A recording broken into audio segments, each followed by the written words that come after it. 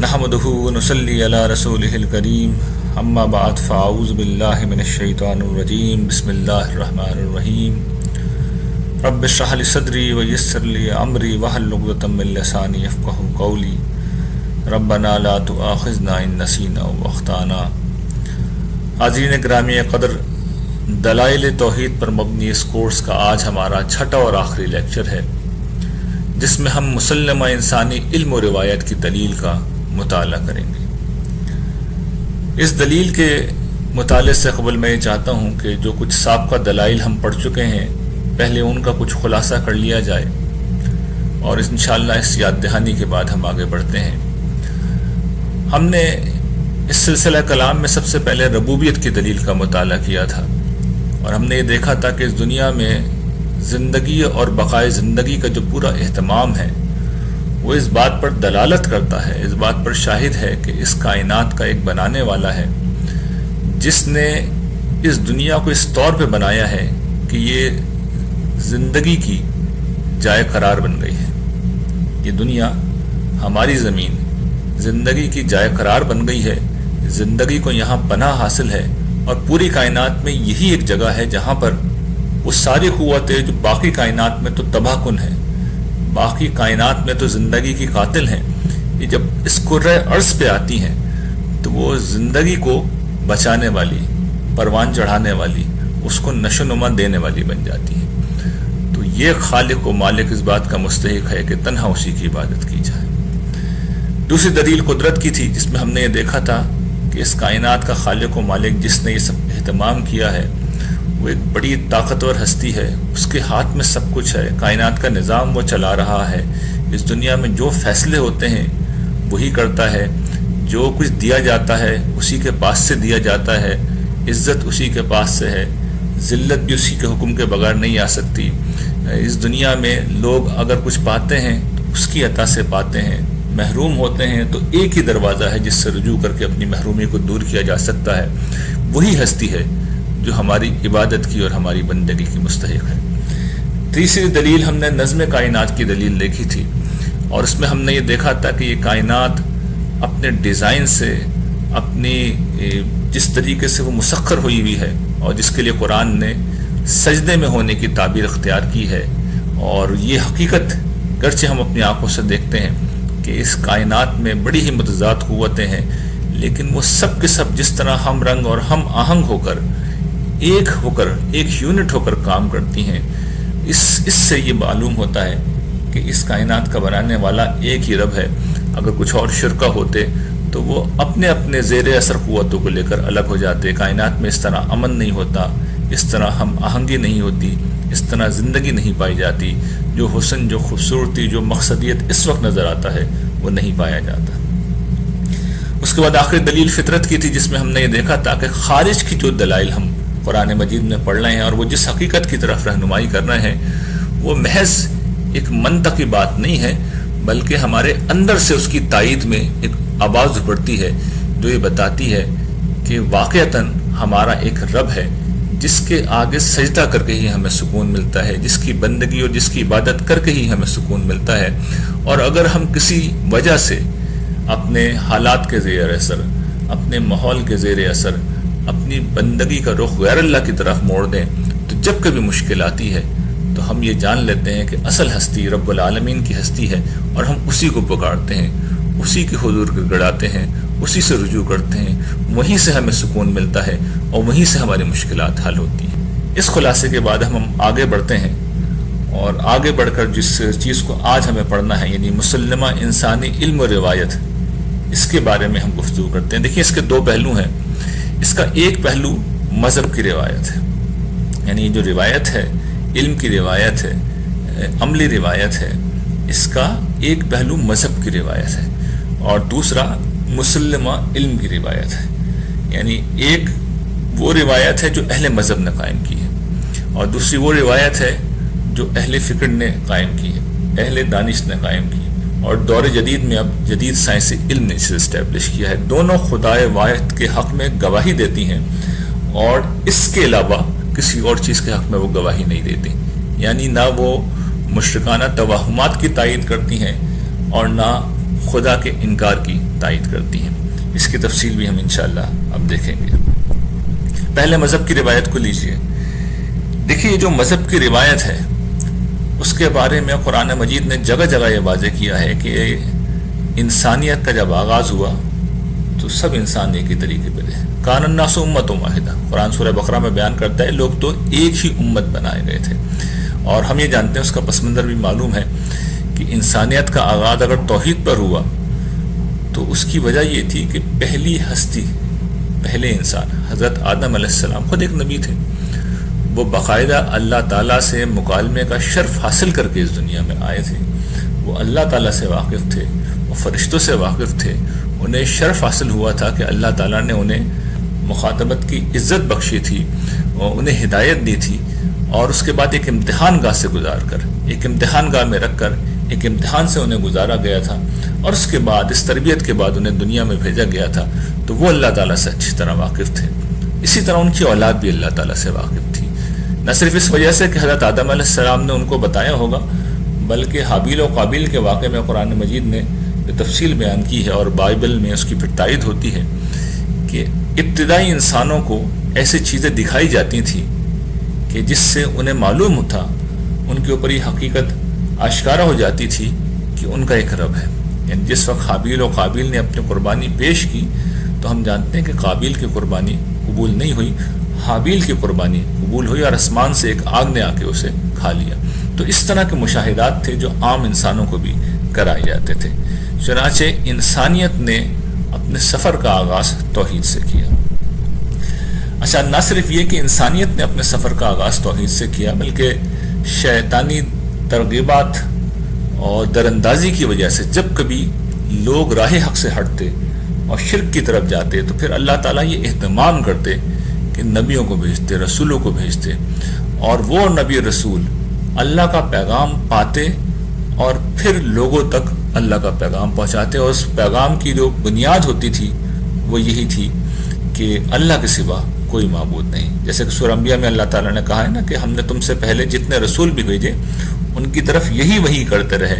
کہ میرے سوا کوئی معبود نہیں، تو میری ہی عبادت کرو۔ یہ تمام انبیاء کی دعوت کا مرکزی خلاصہ ہوتا تھا۔ اور پھر اس میں سے بھی جو خاص طور پہ نبی تھے، کچھ نبی ایسے تھے جن کو اللہ تعالیٰ نے رسول بنایا، اور رسالت کے منصب کا مطلب یہ ہوتا ہے کہ جب ان کی دعوت کو رد کیا جاتا، ان کے پیغام کو رد کیا جاتا، تو اسی دنیا میں ان کے منکرین کو سزا دی جاتی، ان کو فنا کر دیا جاتا، اور ماننے والوں کو بچا کر زمین کا اقتدار ان کے حوالے کر دیا جاتا۔ گویا کہ جو بچ جاتے لوگ وہ اپنا آغاز ٹھیک وہیں سے کرتے جہاں سے حضرت آدم علیہ السلام نے اپنا آغاز کیا تھا۔ اور جس طریقے سے حضرت آدم علیہ السلام نے اللہ تعالیٰ سے مخاطبت کا شرف براہ راست حاصل کیا تھا، تو یہ جو انبیاء علیہ السلام تھے، یہ جو رسول تھے، نہ صرف یہ کہ اللہ سے وحی پا کے گفتگو کرتے تھے، بلکہ ان کے جو مومنین ہوتے تھے، ان پر ایمان لانے والے ہوتے تھے، وہ اپنی آنکھوں سے یہ سزا و جزا برپا ہوتے ہوئے دیکھتے تھے۔ حضرت نوح علیہ السلام کے معاملے میں ہم جانتے ہیں کہ یہ ہوا، حضرت ہود علیہ السلام کے معاملے میں یہ ہوا، حضرت صالح علیہ السلام کے معاملے میں یہ ہوا، اور بہت سارے رسولوں کے معاملے میں یہ ہوا کہ ان کے منکرین کو ہلاک کیا گیا، اور ان کے ماننے والوں نے اپنی آنکھوں سے یہ سب کچھ دیکھا، اور یہ سب کچھ پہلے سے بتا دیا گیا تھا۔ چنانچہ ان کا معاملہ یوں نہیں تھا کہ اللہ تعالیٰ کی ہستی ان کے لیے کوئی اجنبی ہستی تھی، بلکہ وہ اپنی آنکھوں سے نبیوں کو دیکھتے رہے، ان کی صحبت کا شرف پاتے رہے، اور اپنی آنکھوں سے انہوں نے پھر وہ سزا و جزا برپا ہوتے ہوئے دیکھی جو خدا کی سچائی اس کے ہونے کا آخری ثبوت ہے۔ اس چیز نے پھر انسانی روایت کو آگے بڑھایا، اور خدا کے ہونے کا تصور اور ایک ہونے کا تصور لوگوں میں ہمیشہ موجود رہا۔ پھر اس کے بعد قرآن مجید ہمیں یہ بھی بتاتا ہے کہ قوموں میں بار بار گمراہی آئی، بار بار انحراف ہوا، تو پھر اللہ تعالیٰ نے حضرت ابراہیم علیہ السلام کے زمانے سے اہتمام کیا کہ اب ایک پوری قوم اٹھائی، یعنی کہ حضرت ابراہیم علیہ السلام کی اپنی اولاد، اور پہلے ان کے ایک صاحبزادے حضرت اسحاق علیہ السلام اور ان کی صاحبزادے حضرت یعقوب علیہ السلام کی اولاد بنی اسرائیل کو اس منصب کے اوپر فائز کیا کہ وہ خود حق کے گواہ بن گئے، اور ان کے درمیان میں مسلسل نبی آتے رہے، رسول آتے رہے، کتابیں نازل ہوتی رہیں، اور ان کے اندر یہ ہدایت بالکل وضاحت کے ساتھ لکھی گئی تھی کہ اللہ کے سوا کوئی معبود نہیں۔ اور یہ روایت پہلے بنی اسرائیل میں اور پھر بنی اسماعیل تک پہنچی، اور پچھلے 4000 سال سے یہ قومیں اس دنیا میں تواتر کے ساتھ موجود ہیں، ان کی کتابیں تواتر کے ساتھ موجود ہیں، اور ان کتابوں میں واضح طور پہ یہ بات بیان کی گئی ہے کہ خدا کے سوا کوئی معبود نہیں ہے۔ تو یہ روایت، جس روایت میں لوگوں نے وہ سارے واقعات جو میں نے آپ کے سامنے بیان کیے کہ سزا و جزا برپا ہوتی تھی، وہ زمانہ قبل از تاریخ کا معاملہ تھا۔ تو کوئی یہ کہہ سکتا ہے کہ یہ تو اساطیر الاولین ہے، یہ تو اگلوں کی کہانیاں ہیں، تو یہ امت تو 4000 سال سے موجود ہے، اس کے سارے معاملات انسانیت کے سامنے موجود ہیں۔ 4000 سال سے یہ لوگ دنیا میں موجود ہیں، نسل در نسل اس دنیا میں موجود ہیں، ان کی کتابیں موجود ہیں جو واقعات کی گواہیں جو اس دور میں پیش آئیں۔ جیسے قرآن مجید 1500 سال پہلے پیش آنے والے واقعات کی تفصیل کرتا ہے، اسی طریقے سے جو اس سے پرانی کتابیں ہیں وہ حضرت ابراہیم کے زمانے سے سارے واقعات کا احاطہ کرتی ہیں، اور حضرت ابراہیم کے زمانے سے نسل در نسل یہ قومیں اس دنیا میں موجود ہیں اور وہ اسی چیز کی شہادت دے رہی ہیں۔ تو یہ پوری روایت ہے جو توحید کی گواہی دیتی ہے۔ اس میں لیکن لوگ چونکہ بہت کچھ باتیں کرتے ہیں، اور خاص طور پر دور جدید میں جو اینتھروپولوجسٹ ہیں وہ جس طریقے سے انکار خدا کی روش کو اختیار کیے ہوئے ہیں، اور وہ یہ کہتے ہیں کہ جی آغاز میں انسانیت کا آغاز شرک سے ہوا، اور بہت سارے بتوں کی انسان پرستش کرتے تھے یا دیوتاؤں کی پرستش کرتے تھے، اور پھر رفتہ رفتہ ایک خدا تک بات آئی۔ تو اس میں بڑی دلچسپ معاملہ خود اللہ تعالیٰ نے ایک ایگزامپل قائم کی، اور وہ انجیل کی ہے۔ ہم جانتے ہیں کہ عیسائیوں نے انسانی تاریخ کے ایک عظیم شرک کو جنم دیا، جب ایک اللہ کے پیروکاروں نے، ایک اللہ کے ماننے والوں نے خدا کی خدائی کو 3 حصوں میں تقسیم کر دیا۔ لیکن آپ بڑی دلچسپ بات دیکھیے کہ انجیل آج کے دن تک اس تصور سے خالی ہے۔ یہی چیز عیسائیوں کے خلاف روز قیامت حجت بن جائے گی کہ ان کی کتاب ان کے عقائد کے بالکل خلاف کھڑی ہوئی ہے۔ اس کتاب کے اندر صرف ایک ہی خدا کا تصور ہے، اسی کی بندگی کی دعوت ہے۔ یہی حضرت عیسیٰ علیہ السلام کی دعوت تھی۔ اور یہاں سے پھر دوسری بات جس چیز کی میں توجہ دلا رہا تھا کہ جس تصور کی تردید ہوتی ہے کہ یہ کوئی ایولوشنری پروسیس ہے کہ لوگ بہت سارے خداؤں سے ایک خدا کی طرف آتے ہیں، یہ انسانوں کے سامنے کی مثال ہے جہاں ایک خدا سے لوگ بہت سارے خداؤں کی طرف آ گئے۔ یعنی پہلے ایک خدا، اس کے بعد 3 خدائی میں وہ تقسیم ہوئے، اور اس کے بعد ان کے اولیاء اور ان کے مصلحین اور ان کے بزرگ سب کو یہی مقام حاصل رہا، اور پھر چرچ پورا ایک انسٹیٹیوشنلائز کر دیا انہوں نے کہ جہاں غیر اللہ کی اطاعت جو ہے، اطاعت بھی بندگی کی ایک قسم ہوتی ہے، تو اس کو انہوں نے انسٹیٹیوشنلائز کر دیا۔ تو گویا کہ ایک خدا سے غیر خدا کی طرف منتقل ہونے کا عمل بھی تاریخی ریکارڈ کے طور پہ ہمارے سامنے موجود ہے، جس سے پورا فلسفہ باطل ہو جاتا ہے کہ نہیں، انسانوں نے بہت سارے خداؤں سے ایک خدا کی طرف سفر کیا۔ انجیل اس کی گواہ ہے، عیسائیوں کی تاریخ اس کی گواہ ہے، اور خود مسلمانوں کے ہاں جو کچھ ہوتا ہے وہ اس بات کا ایک بڑا بین ثبوت ہے کہ انسانیت کا سفر یوں نہیں ہوا کہ بہت سارے خداؤں سے ایک خداؤں کی طرف ہوتا ہے، بلکہ ایک خدا سے بہت سارے خداؤں کی طرف ہوتا ہے۔ اور یہ ایک انحراف ہے جو پیدا ہوتا رہا ہے۔ یعنی خود ہمارے ہاں قرآن مجید موجود ہے، رسول اللہ صلی اللہ علیہ وسلم کی تعلیم توحید کی تعلیم ہے، لیکن آپ دیکھیے کہ کس طریقے سے غیر اللہ کی پرستش بھی ہوتی ہے، عبادت بھی ہوتی ہے، نظر و نیاز بھی ہوتی ہے، سجدے بھی کیے جاتے ہیں، اور وہ ساری کی چیزیں ہوتی ہیں جو مشرکانہ توہمات ہیں۔ تو یہ اس بات کا ثبوت ہے کہ انسان انحراف کرتے رہے۔ تو یہ پوری وہ تاریخی روایت ہے جو ہمارے سامنے موجود ہے۔ قرآن مجید اس پوری روایت کو پیش کر کے کہتا ہے کہ اس میں سے کون سی چیز ہے جو شرک کے حق میں گواہی دیتی ہے۔ قرآن مجید نے سورہ اعقاف میں اس کو بیان کیا ہے، اور یہیں سے پھر اب ہم اس دوسرے پہلو کی طرف بھی بڑھیں گے کہ ایک تو انسانی مذہبی روایت تھی، دوسرا علمی روایت ہے۔ تو قرآن مجید کی آیت جو سورہ احقاف کی ہے وہ یہ بات بیان کرتی ہے کہ ان سے کہو، کبھی تم نے غور بھی کیا ان چیزوں پر جن کو اللہ کے سوا تم پوچھتے ہو؟ مجھے دکھاؤ زمین کی چیزوں میں سے انہوں نے کون سی چیز پیدا کی ہے، یا ان کا آسمانوں میں کون سا ساجا ہے؟ میرے سامنے اس سے پہلے کی کوئی کتاب پیش کرو۔ یہ ہے جو قرآن مجید جس کا حوالہ دے رہا ہے کہ کہاں ہے کتابیں تو یہ ہیں، یہ ہم نے نازل کی ہیں۔ تم بتاؤ کہ تمہارے بتوں نے کون سی کتاب نازل کی ہے؟ تم جن جنوں کو پکارتے ہو ان جنوں نے کون سی کتابیں نازل کی ہیں؟ تم جن بزرگوں سے آس لگائے ہوئے ہو انہوں نے کون سی کتاب نازل کی ہے؟ ان کا کوئی فرمان تو دکھاؤ، ان کا کوئی قول تو دکھاؤ جس میں وہ یہ کہہ رہے ہوں۔ یعنی آج ہمارے ہاں جن لوگوں کی اس حیثیت میں جنہیں پکارا جاتا ہے، جن کے بارے میں سمجھا جاتا ہے کہ وہ مشکلات دور کریں گے، وہ مدد کریں گے، ان کے اقوال میں سے کوئی قول تو دکھا دو کہ یہ انہوں نے کہا ہے اگر تم اپنے دعوے میں سچے ہو۔ کوئی ایسی روایت لاؤ، کوئی ایسی کتاب لاؤ، کوئی علم لاؤ اگر تم اپنے دعوے میں سچے ہو۔ تو کوئی چیز نہیں ہے، کوئی چیز نہیں ہے۔ تو اسی طریقے سے اب دوسری چیز ہے سائنس، علم کی روایت۔ کیا اس میں کوئی شرک کی گواہی ہے؟ کیا اس میں کوئی الہات کی گواہی ہے؟ قرآن کہتا ہے ایسی بھی کوئی بات نہیں ہے، کوئی بات ایسی نہیں ہے۔ اور سب سے پہلی بات قرآن جو توجہ اس آیت میں دلائی گئی ہے کہ بھئی تم بتاؤ، اگر یہ تم کہتے ہو کہ خدا کے سوا دوسرے معبود ہیں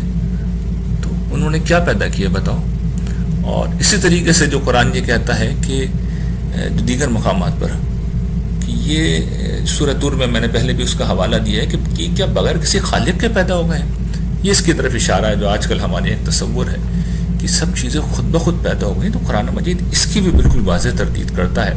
بلکہ اس کے برعکس سائنس کا علم ہمیں یہ بتاتا ہے۔ سائنس جتنا کچھ اس کائنات کو ڈسکور کر رہی ہے، ڈسکرائب کر رہی ہے، ایکسپلین کر رہی ہے،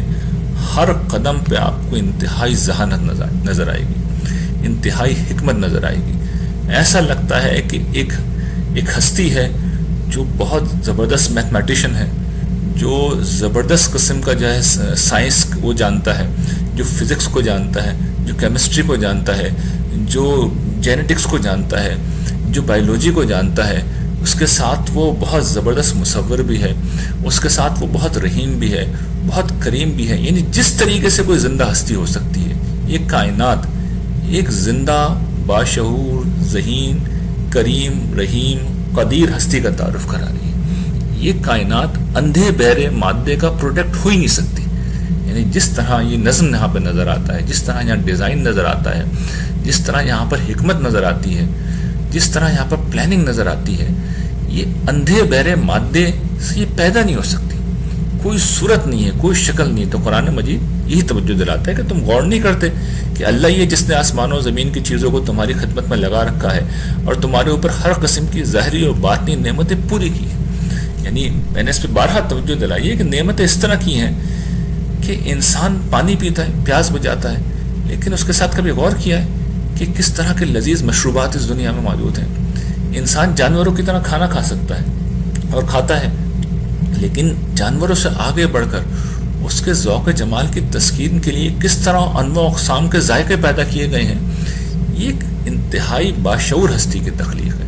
انتہائی کریم ہستی کی تخلیق ہے، جو قدرت بھی رکھتا ہے، جو بہت مہربان بھی ہے، جو ہر چیز کی خبر بھی رکھتا ہے، اور جس نے یہ سب کچھ عطا کیا ہے۔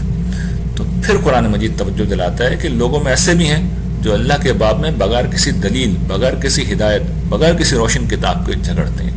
تو یہ جو کوئی علم ہے، یہ جو دلیل ہے، یہ بھی کوئی شرک کی گواہی نہیں دیتا۔ یعنی سائنس نے یہ نہیں بتایا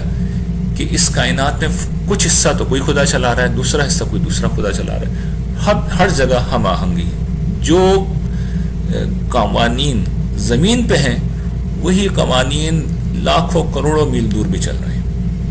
وہی قوانین چل رہا ہے، وہی میتھمیٹکس ہے۔ Mathematics is the language of universe. پوری کائنات میں ایک ہی لینگویج جاری ہے ساری۔ اس کا مطلب ہے سب بنانے والا ایک ہی ہے۔ یہ توحید کے حق میں بالواسطہ دلیل ہے، اور پوری کائنات کا یہی معاملہ ہے۔ اسی طریقے سے یہ بات کہ یہ عدم سے وجود میں آئی، عدم سے وجود میں بے شک آئی ہے، لیکن کیا خود بخود آئی ہے؟